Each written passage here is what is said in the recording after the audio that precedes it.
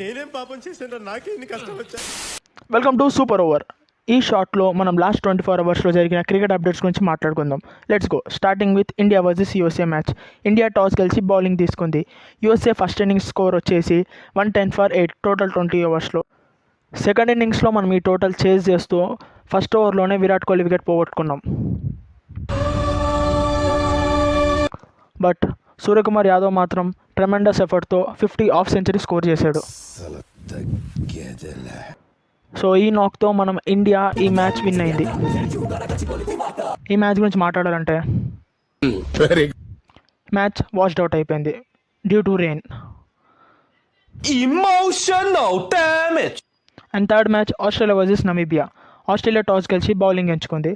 First ఇన్నింగ్స్లో Namibia 72కి all out లేకుండా group వచ్చి అన్నది అటాక్ చేసి ఏం కొట్టినారు సార్, పెచ్చ ఒట్టుడు కొట్టిరు.